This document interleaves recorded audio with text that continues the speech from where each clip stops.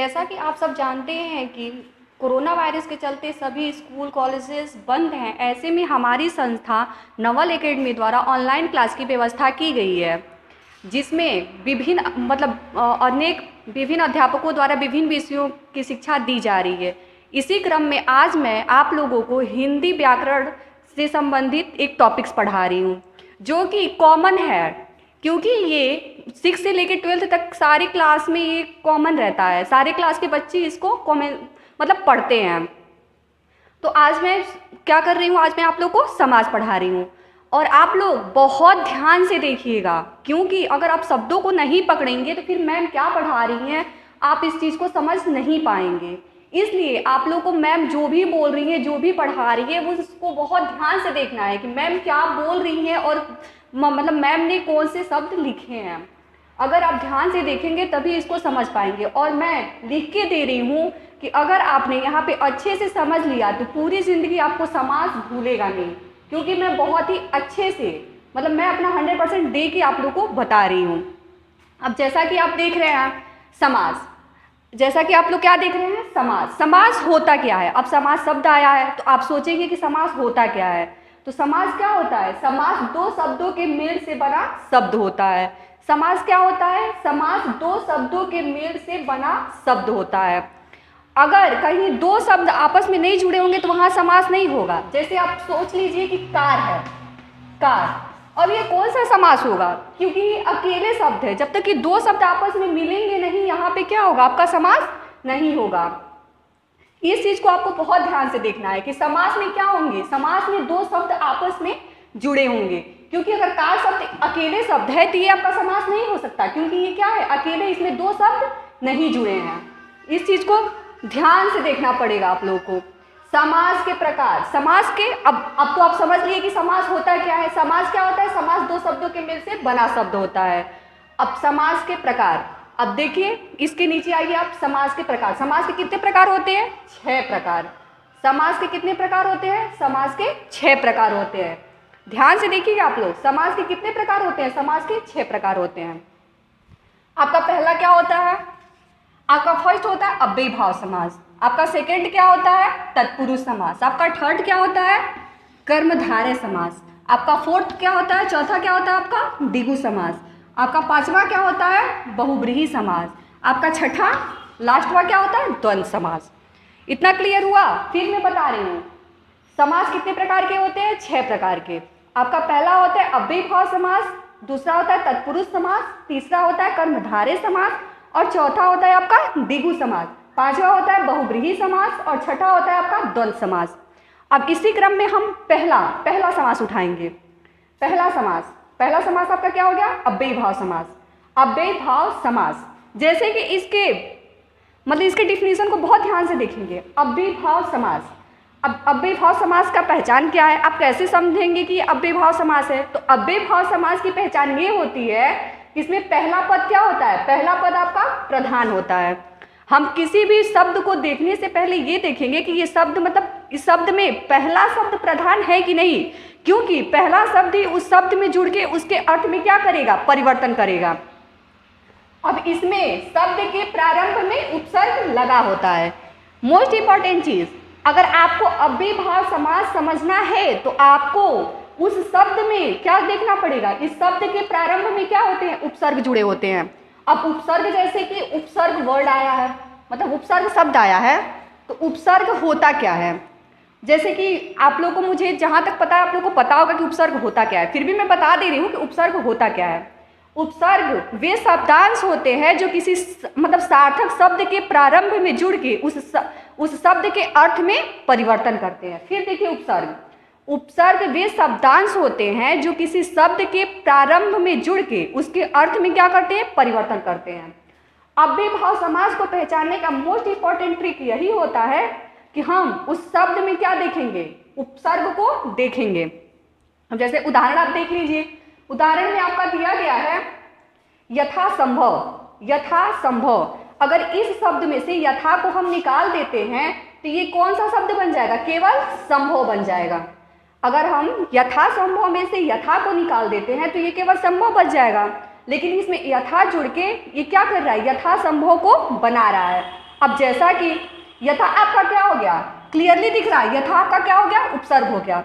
अब जैसे प्रतिदिन दिया गया है, प्रतिदिन, अब प्रतिधन दिन, इसमें आपको उपसर्ग सीधे दिख रहा है, उपसर्ग क्या है इसमें, प्रति है, तो प्रति अगर उपसर्ग है तो ये भी आपका क्या हो गया, अव्ययीभाव समास हो गया।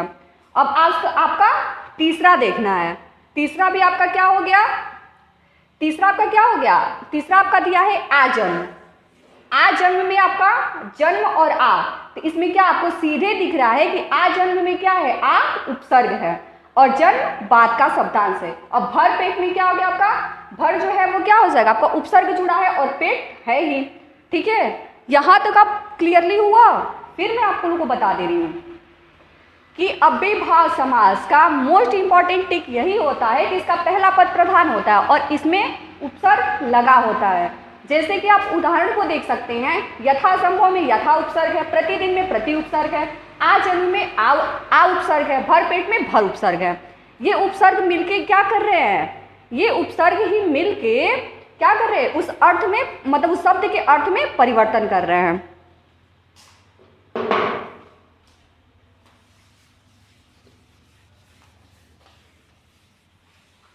अब आपका सेकेंड हो गया, आपका सेकेंड देख रहा है, फर्स्ट तो हमने देख लिया, अब सेकेंड देखेंगे। आपका सेकेंड क्या हो गया, तत्पुरुष समास। बहुत ध्यान से देखिएगा,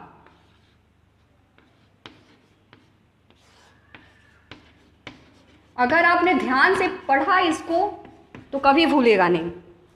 अब आपका तत्पुरुष समास, तत्पुरुष समास में बाद का पद, मतलब कि दूसरा पद क्या होता है आपका, प्रधान होता है।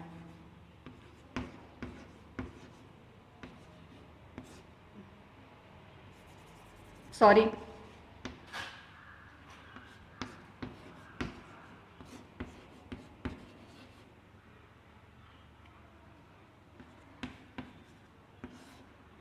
इसमें क्या होता है, दूसरा पद प्रधान होता है।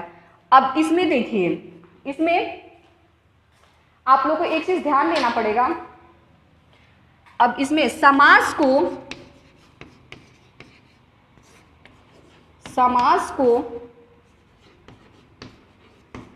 अलग करने पर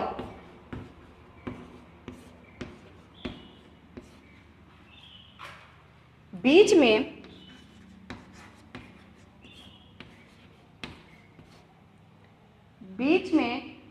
कारक चिन्ह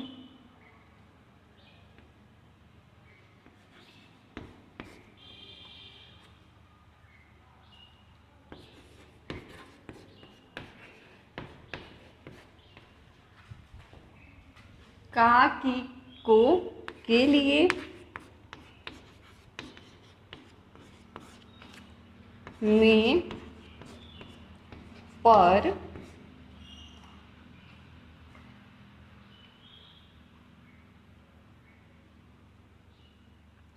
देखिए कह रहा है समास को अलग करने पर बीच में का, की, को, के लिए, में, पर आता है।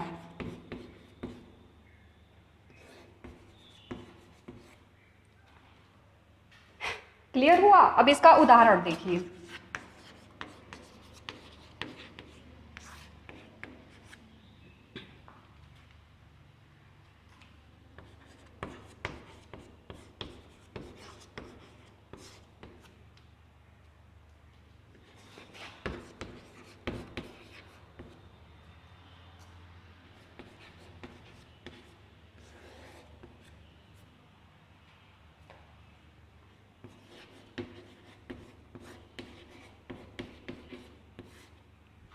देशभक्ति यश प्राप्त सेवा मुक्त।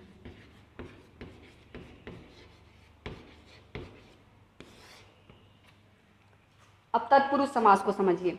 तत्पुरुष समास होता क्या है, तत्पुरुष समास में क्या होता है, उसका दूसरा पद प्रधान होता है। ठीक है, क्या होगा, तत्पुरुष समास में आपका दूसरा पद प्रधान होगा। अब देखिए इसको, समास को अलग करने पर बीच में का, की, को, के लिए, में, पर आता है। अब का, के, की, में, पर ये क्या है, कारक चिन्ह है। अब कारक चिन्ह देखिए आप,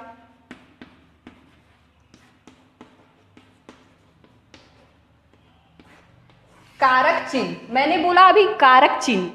अब मैंने इसको का, की, को के लिए, में, पर को मैंने क्या बोला, कारक चिन्ह। जैसे कि आप लोगों ने कारक चिन्ह पढ़ा होगा, जैसे होता है कि कर्ता ने कर्म को करण से संप्रदान के लिए अपादान से अलग संबोधन है, अरे ये क्या होते हैं आपके कारक चिन्ह होते हैं। तो यहाँ पे क्या हुए, ये कारक चिन्ह है आपके। आप यही ध्यान देंगे, कारक चिन्ह को ही आप तत्पुरुष समास में ध्यान देंगे। अब तत्पुरुष समास में कारक चिन्ह, अब जैसे उदाहरण को आप ले लीजिए। उदाहरण में आपका कह रहा है नेत्रहीन। अब नेत्रहीन को जब आप दोनों शब्द को अलग करेंगे तो क्या होगा, नेत्रहीन, नेत्र से हीन। नेत्रहीन का मतलब क्या हुआ, नेत्र से हीन, मतलब कि जिसके पास आंख नहीं है, नेत्र से हीन। अब नेत्र से हीन, तो से आया आपका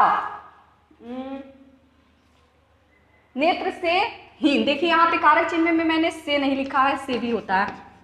जैसे आपका क्या हुआ, से, देखिए नेत्र से हीन, आपका से हुआ, ठीक है। उसके बाद से देशभक्ति, देश के लिए भक्ति, आपका कारक चिन्ह आया देश के लिए, भक्ति के लिए। अब देशभक्ति में जब हम देश और भक्ति दोनों को जब मतलब पढ़ रहे हैं तो क्या रहा, देश के लिए भक्ति, तो के लिए आपका कारक चिन्ह आ गया। और उसके बाद से है यश प्राप्त, यश प्राप्त, जब हम यश प्राप्त को पढ़ेंगे तो क्या होगा, यश को प्राप्त, जब दोनों को हम अलग करेंगे तो क्या होगा, यश को प्राप्त। को आया आपको, देखिए को है, ठीक है। सेवा मुक्त, अब सेवा मुक्त का जब हम इसको अलग करेंगे तो क्या होगा, सेवा से मुक्त, फिर से आया आपका। तो ये क्या होते हैं, इस शब्द में कारक जो चिन्ह होते हैं वो छिपे रहते हैं। जब हम शब्दों को ध्यान पूर्वक पढ़ेंगे और जब शब्दों को अलग करेंगे तो उसमें हमें क्या दिखेगा, उसमें हमें कारक चिन्ह स्पष्ट रूप से दिखेंगे। और एक चीज और है, इसका दूसरा पद क्या होता है, प्रधान होता है। जैसा कि आपने देखा कि इसका दूसरा पद प्रधान होता है। अब जैसे अब नेत्र, जैसे अब हीन को हम अलग कर देंगे तो क्या होगा, बस नेत्र, इसका कुछ अर्थ तो निकलेगा नहीं।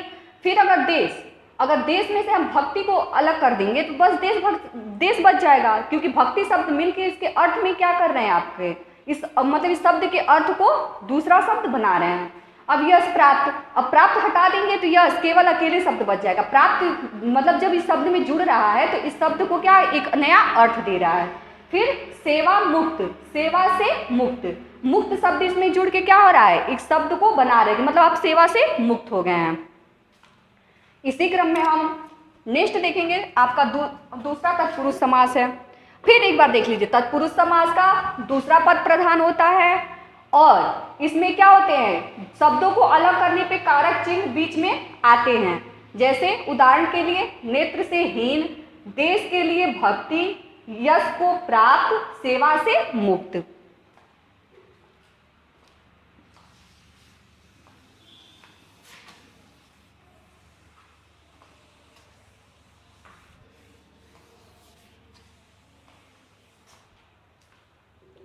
अब इसी क्रम में आप आ जाइए, आपका तीसरा होगा कर्मधारय समास।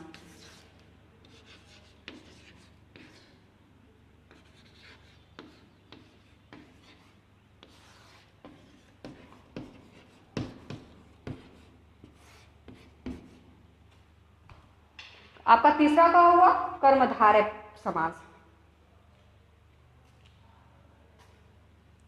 इसमें क्या होता है, इसमें अब कर्मधारय समास में देखिए, एक शब्द दूसरे शब्द की विशेषता बताती है।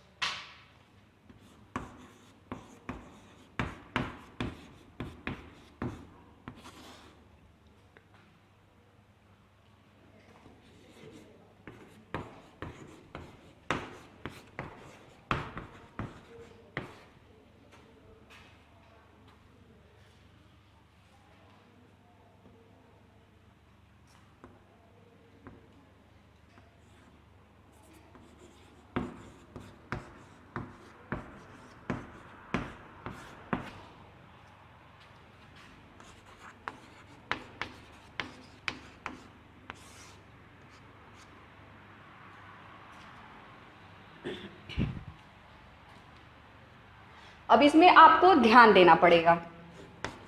आपका आपका तीसरा क्या हुआ है? कर्मधारय समास। अब कर्मधारय समास का एग्जाम्पल लिख दे रहे हैं, फिर हम आप लोग को समझा रहे हैं। नीलकमल, चंद्रमुखी,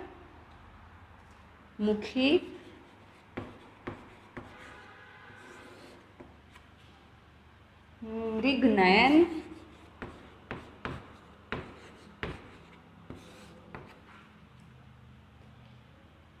नीलांबर, सॉरी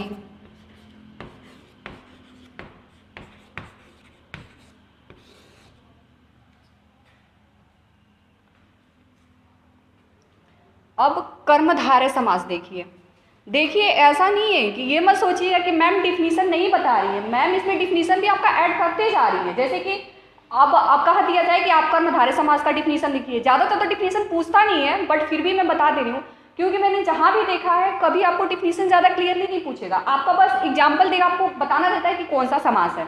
फिर भी ये मत सोचिएगा कि मैम ने आपका क्या किया, डिफिनीशन नहीं बताया। मैम ने डिफिनीशन बताया है, क्योंकि ये जो भी हम लिख रहे हैं सारा डिफिनीशन ही है। क्योंकि पहला, जैसे अब कह रहा है कि कर्मधारय समास में पहले शब्द की विशेषता दूसरे शब्द की तुलना, मतलब जो पहला शब्द होता है और दूसरा शब्द होता है, जैसे दो शब्द हुआ, उसमें क्या होगा, पहला शब्द दूसरे शब्द की विशेषता बताएगा और दोनों शब्द की आपस में तुलना होगी।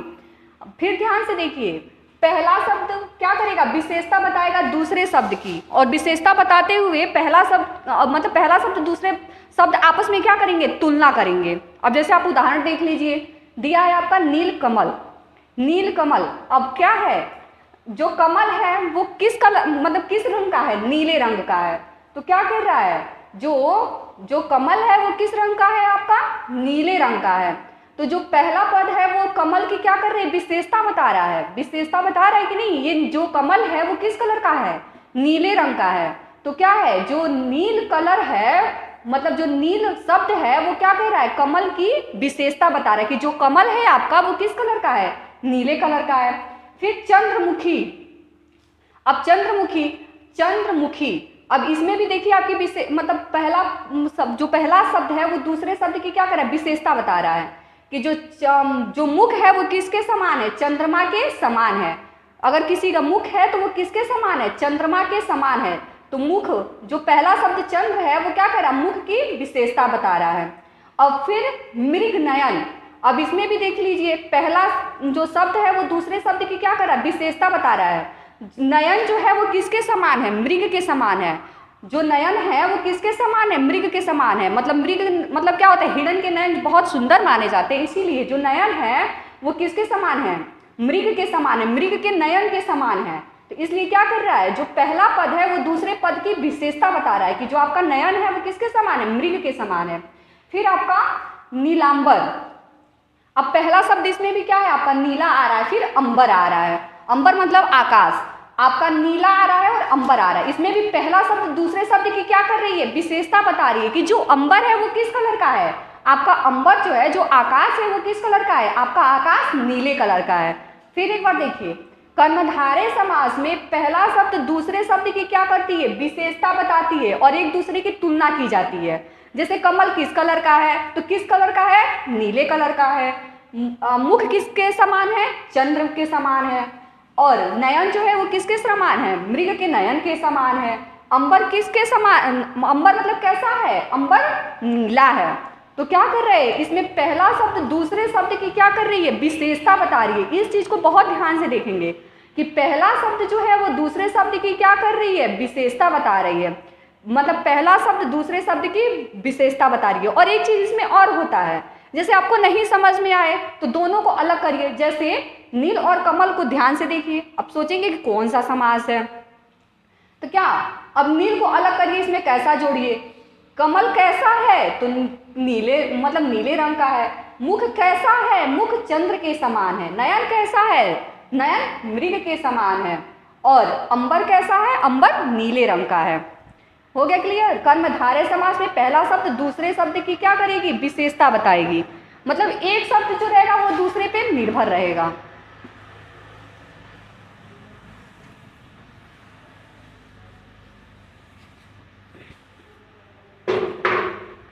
आपका नेक्स्ट आता है चौथा द्विगु समास।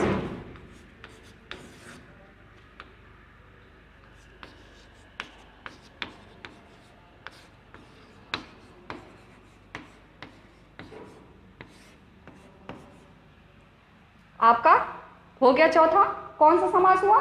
द्विगु समास।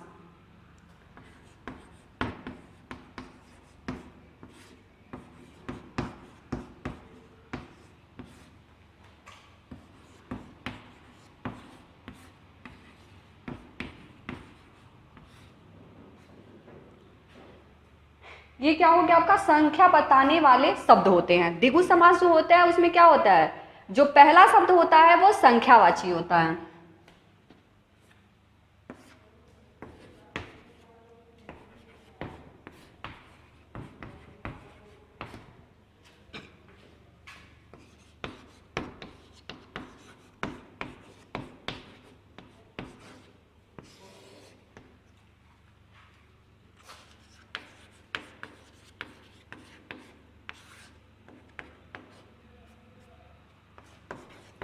अब आप इसमें उदाहरण देख लिए, त्रिलोक, और आपका हो गया नवग्रह, पंचवटी। अब एग्जाम्पल को ध्यान से देखिए आप, कह रहा है कि द्विगु समास, आपका चौथा कौन सा समास हुआ है? द्विगु समास हुआ है। अब द्विगु समास में क्या होता है? द्विगु समास में पहला शब्द संख्यावाची होता है। मतलब द्विगु समास आपको क्या बताएगी? संख्या बताएगी। द्विगु समास में पहला शब्द जो होता है वो क्या होता है? आपका संख्यावाची होता है। फिर देखिए द्विगु समास में जो आपका पहला शब्द होता है वो क्या होता है? पहला शब्द आपका संख्यावाची होता है, मतलब संख्या बताने वाले शब्द। पहला शब्द आपका क्या होगा? संख्यावाची होगा। अब उदाहरण देखिए, त्रिलोक। अब इस शब्द में ये सबसे सिंपल अगर कोई समास है तो ये द्विगु समास है। द्विगु समास को एग्जाम्पल को देखते ही आप पकड़ लेंगे कि ये कौन सा समास है। अब जैसे दे रहा आपका त्रिलोक, अब त्रि मतलब क्या होता है? तीन, तो क्या हो गया? तीनों लोके के साथ, मतलब त्रिलोक। त्रिलोक आपका हो गया। इसमें इसको देख के ही आपको पता चल जाएगा कि आपका क्या है ये, मतलब आपका क्या है ये? त्रि मतलब तीन, तो क्या हो गया आपका? ये संख्यावाची हो गया। त्रि मतलब तीन, तो संख्यावाची हो गया, तो ये कौन सा समास हो गया? द्विगु समास हो गया। नवग्रह, नव मतलब क्या होता है? नौ, नौ मतलब नौ संख्या है, और ग्रह नौ ग्रह। आपका सीधे पहले शब्द क्या दिख रहा है? आपका संख्यावाची दिख रहा है। फिर इसमें आपका पंच मतलब क्या होता है? पांच होता है। पंचवटी, इसमें भी आपका पहला शब्द सीधे क्या दिख रहा है? पहला शब्द आपका सीधे क्या दिख रहा है? पहला शब्द आपका सीधे ही संख्यावाची दिख रहा है कि मतलब ये संख्या में है। द्विगु समास फिर देख लीजिए, द्विगु समास जो होता है ये सबसे इजी अगर कोई समास है तो ये है। अब इसमें क्या होता है? इसमें पहला शब्द संख्यावाची होता है। अगर डिफिनीशन पूछ दे तो यही होगा, पहला शब्द इसका क्या होता है? संख्यावाची होता है। अब उदाहरण आप देख लीजिए, त्रिलोक, त्रिलोक में पहला आया आपका त्रि, क्या हुआ? ये संख्यावाची है। नवग्रह में आपका पहला क्या आया? नौ, ये भी क्या है आपका? संख्यावाची। पंचवटी में आपका पहला क्या आया? पंच, पंच भी मतलब पंच मतलब पांच, ये भी आपका क्या हुआ? संख्यावाची हुआ। ध्यान से देखते जाइएगा, अगर नहीं समझ में आएगा तो आप फिर मैं समझाऊंगी, ऐसा नहीं है।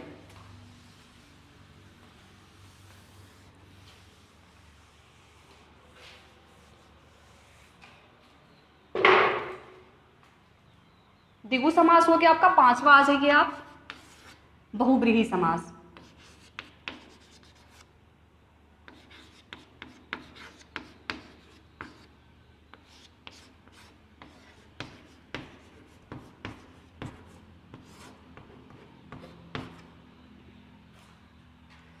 अब इसका एग्जाम्पल देखिए,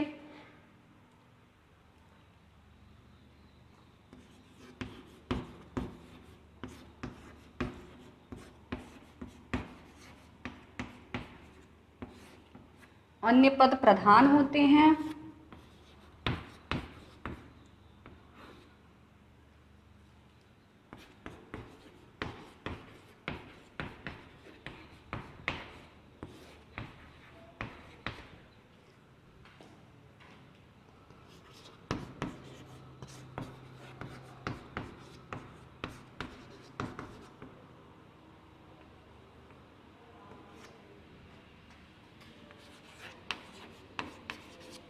आपका उदाहरण देखिए, दशानन। नेक्स्ट आपका हो गया लंबोदर।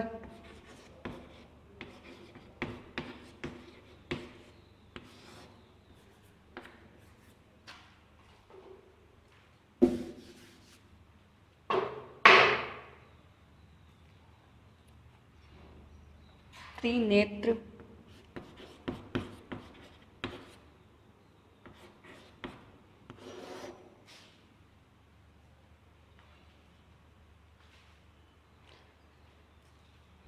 अब ध्यान से देखिए, बहुब्रीहि समास आपका पांचवा क्या आया है, बहुब्रीहि समास। बहुब्रीहि समास में क्या होता है, अन्य पद प्रधान होता है। अन्य पद क्या होता है, इसमें प्रधान होता है। इसकी डिफिनेशन यही होती है कि बहुब्रीहि समास में अन्य पद प्रधान होता है। और इसमें क्या होते हैं, एक चीज इसका ट्रिक बहुत ही मैंने अच्छा यहाँ पे बता रखा है कि बहुब्रीहि समास को पहचानने का मतलब मैंने एक ट्रिक बताया है, जिसमें से मतलब मान के चलिए कि 60% तो ये मिल ही जाता है आपका, 60% तो ये मिल ही जाता है। एक तो अन्य पद प्रधान होता है और दूसरा कि देवी देवताओं के नाम आते हैं। अब उदाहरण आप देख लीजिए, उदाहरण में हम आपको समझा दे रहे हैं। दशानन, दशानन किसको कहते हैं, जिसके 10 सर हो। और 10 सर किसके थे, अभी आप लोग देख रहे हैं क्या, रामायण। रामायण में किसके 10 सर होते हैं, किसके हैं मतलब 10 सर, रावण के हैं। तो ये क्या हो गया, दशानन जिसके 10 सर हों। और दूसरा हो गया आपका लंबोदर। अब लंबोदर देखिए क्या हो गया आपका, लंबोदर जिसका उदर बड़ा हो। तो लंबोदर किसको कहते हैं, लंबोदर आपका कहते हैं गणेश जी को। त्रिनेत्र जिसके 3 नेत्र हो, किसको कहते हैं, शंकर जी को। अब दशानन भी क्या कहते हैं, भगवान को कहते हैं। लंबोदर भी भगवान को कहते हैं, त्रिनेत्र भी भगवान को कहते हैं।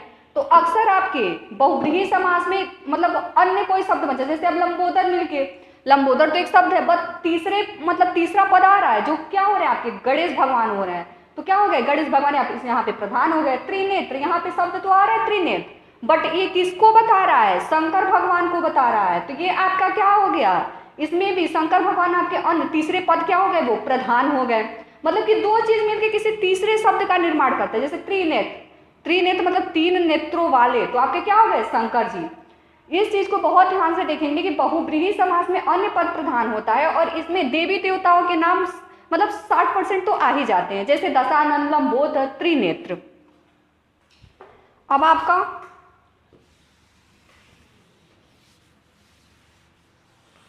छठा समास हम देखते हैं।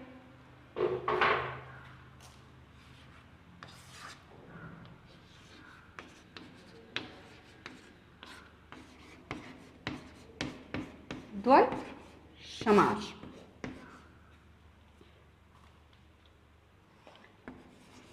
इसमें क्या होता है, योजक चिन्ह।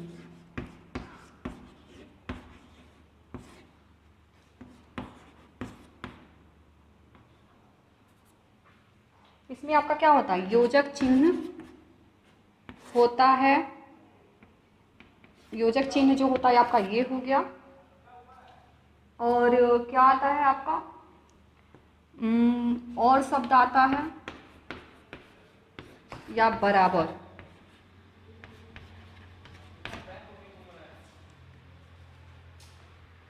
अब इसका एग्जाम्पल देखिए आप,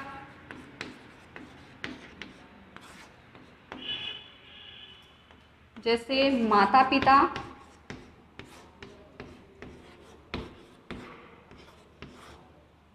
हो गया। और आपका हो जाएगा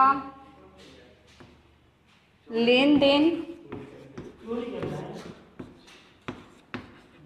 तीसरा हो जाएगा दाल रोटी,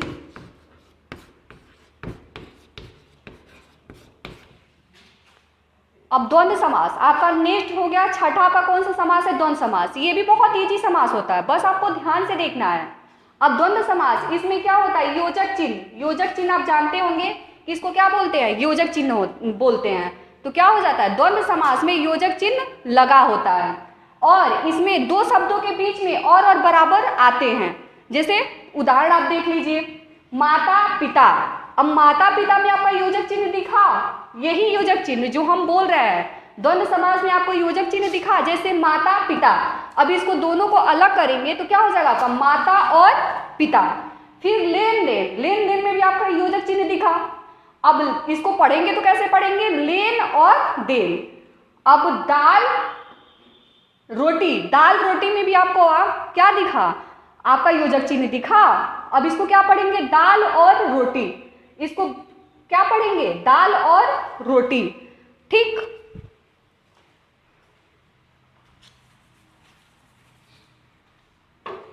इसको क्या पढ़ेंगे, दाल और रोटी।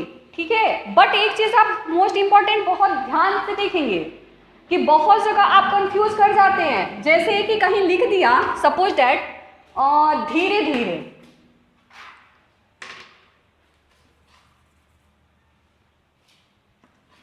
कहीं आपका लिख दिया धीरे धीरे, इसमें भी तो आपको योजक चिन्ह दिख रहा है, तो आपको योजक चिन्ह देके फटाक से कह देंगे मैम ये तो द्वंद्व समास है। बट नहीं, इसमें एक चीज और होता है जिसको मैं नीचे यहाँ एग्जाम्पल के लिख दे रही हूँ। इस चीज को आप बहुत ध्यान देंगे। द्वंद्व समास जब देखेंगे तो ऐसा नहीं है बस योजक चिन्ह लिखा मतलब दिखा आपको, बोल दिया अरे ये तो द्वंद्व समास है, बीच में तो योजक चिन्ह है। अब धीरे धीरे, इसमें ये आपका योजक चिन्ह है बट ये आपका द्वंद्व समास नहीं होगा। इसमें द्वंद्व समास में एक चीज और होता है कि पहला शब्द और दूसरा शब्द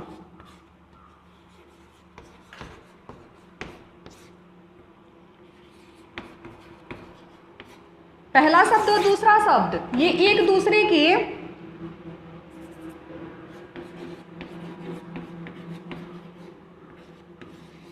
विलोम, ये एक दूसरे के विलोम होने चाहिए। अगर पहला शब्द है तो दूसरा शब्द क्या होगा, विलोम होगा। जैसे माता, माता का मतलब विलोम क्या हो गया, पिता। लेन का विलोम क्या हो गया, देन। दाल का विलोम क्या हो गया, रोटी, क्योंकि दाल जो है लिक्विड में मतलब और ठोस में आ गया तो आपका क्या हो गया, रोटी। तो द्वंद्व समास में इसका एक महत्वपूर्ण टिप ये है कि इसमें क्या होता है, पहला और दूसरा शब्द मतलब पहला शब्द दूसरे शब्द का विलोम होता है। फिर हम क्लियरली यहाँ लिख देते हैं, पहला शब्द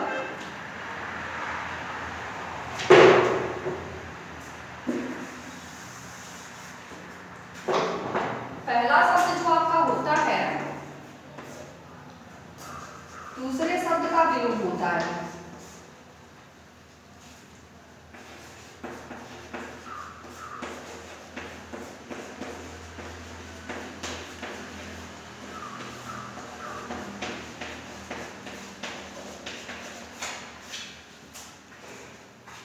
अब जैसे धीरे धीरे में हम क्या बोले आपको कि यहाँ पे अगर योजक चिन्ह देख के आप ये नहीं बोलेंगे कि ये द्वंद्व समास है, ये द्वंद्व समास होगा ही नहीं, क्योंकि ये धीरे धीरे क्या, इसमें ये धीरे धीरे एक दूसरे के विलोम है, बिल्कुल भी नहीं है। तो ये आपके क्या हो जाएंगे, द्वंद्व समास बिल्कुल भी नहीं होंगे। ये आपके क्या हो जाएंगे, अव्ययभाव समास हो जाएंगे। ये आपके क्या हो जाएंगे, अव्ययभाव समास हो जाएंगे। क्लियर हुआ? फिर मैं एक बार आप लोग को बता दे रही हूँ, समास क्या होते हैं, समास जो होते हैं वो दो शब्दों के मेल से बने शब्द होते हैं। दो शब्द मिलेंगे तभी समास होगा, सिंगल एक शब्द कभी समास नहीं हो सकता है। आप समास के प्रकार कितने हुए हैं, समास के 6 प्रकार होते हैं। आपका पहला हुआ है अव्ययभाव समास, दूसरा तत्पुरुष समास, तीसरा कर्मधारय समास, चौथा आपका हुआ है द्विगु समास, पांचवा बहुव्रीहि समास, छठा आपका क्या हुआ है, द्वंद्व समास। और फिर अव्ययभाव समास में आपका क्या हुआ था, पहला पद प्रधान हुआ था और इसमें क्या लगा था, उपसर्ग इस शब्द के पहले लगा था। तत्पुरुष समास में दूसरा पद प्रधान था और इसमें क्या छिपा था, कारक चिन्ह छिपा था। और आपका तीसरा हो गया कर्मधारय समास। कर्मधारय समास में क्या होता है, एक शब्द दूसरे शब्द की क्या करती है, विशेषता बताती है। अब द्विगु समास में आपका क्या हुआ है, द्विगु समास में पहला शब्द जो होता है वो क्या होता है आपका, संख्यावाची होता है। बहुव्रीहि समास में आपका क्या होता है, बहुव्रीहि समास में क्या करती है, मतलब किसी तीसरे का क्या होता है, बहुव्रीहि समास में किसी तीसरे का मतलब सपोज दैट किसी तीसरे का क्या होता है, उसमें वर्णन होता है। और द्वंद्व समास में क्या होता है, द्वंद्व समास में दोनों शब्द एक दूसरे के विलोम होते हैं और बीच में क्या होता है, और बीच में क्या होता है, बीच में योजक चिन्ह होता है।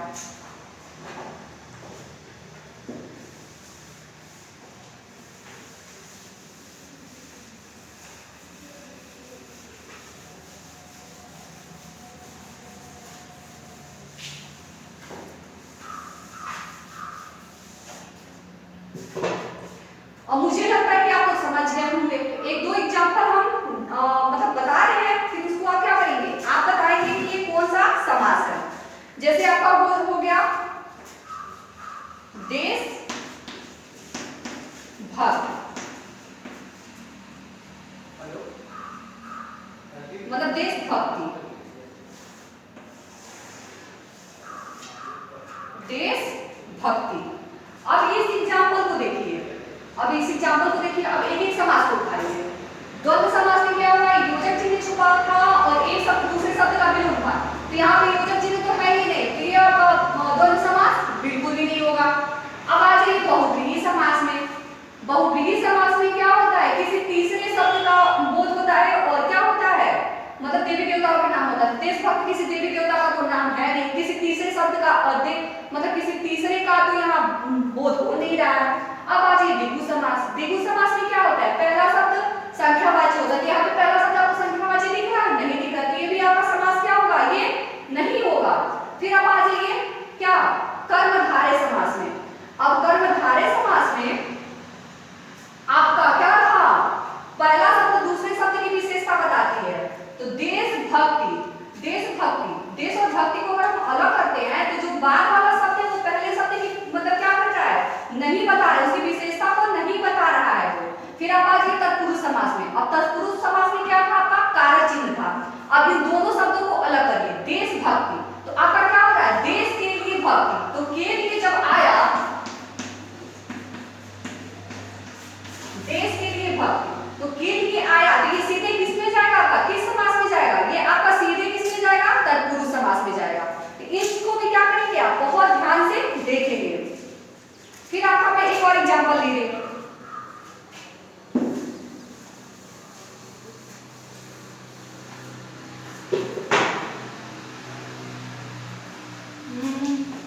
सपोज दैट प्रतिवर्ष,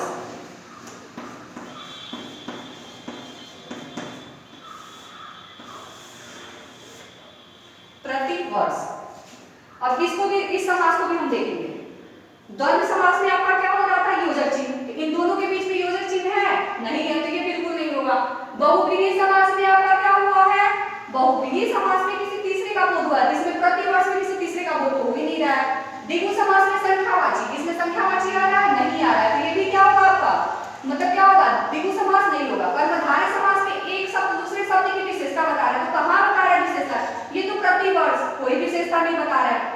अब तत्पुरुष समास में क्या होता है, बात का पद प्रधान होता है और इसमें क्या होता है, कारक चिन्ह छिपा होता है, तो प्रतिवर्ष। अब दोनों को अलग करेंगे तो प्रतिवर्ष, अब दोनों को अलग करेंगे तो आपका क्या हो जाएगा, प्रतिवर्ष, इसमें भी कारक चिन्ह तो बिल्कुल नहीं नजर आ रहे हैं।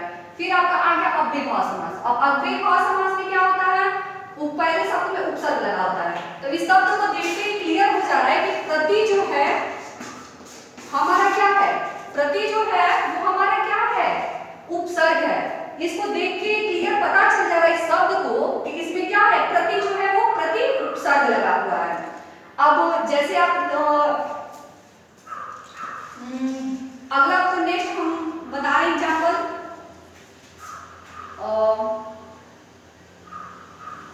दानवीर।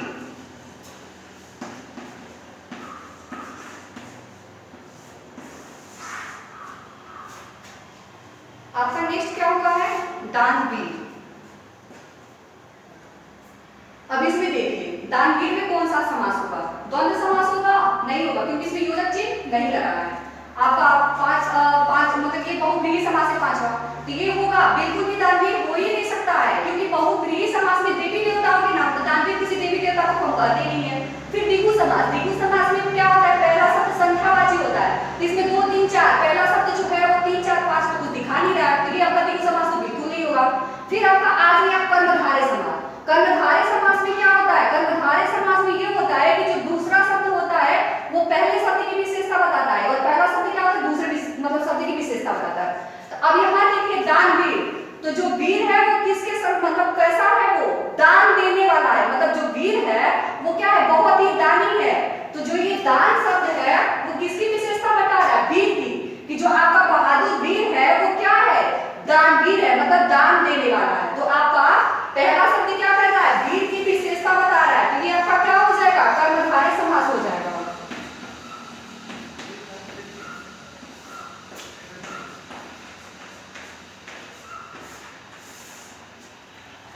मैं आशा करती हूँ कि आपको मेरा वीडियो अच्छा लगा होगा। अगर आपको वीडियो मेरा अच्छा लगा हो तो ज़्यादा से ज़्यादा मेरे चैनल को क्या करें, सब्सक्राइब करें। और कमेंट बॉक्स में आपको जो भी मतलब मेरे पढ़ाने में जो भी आपको गलती दिखी हो, जो भी हो, आप कमेंट बॉक्स में जरूर लिखिए। मैम आपने ये ऐसे बताया, समथिंग जो भी आपकी जो भी प्रॉब्लम हो आप कमेंट्स बॉक्स में जरूर लिखिए। और हमारे चैनल को ज़्यादा से ज़्यादा सब्सक्राइब करिए और बेल आइकन को प्रेस करिए और हमारे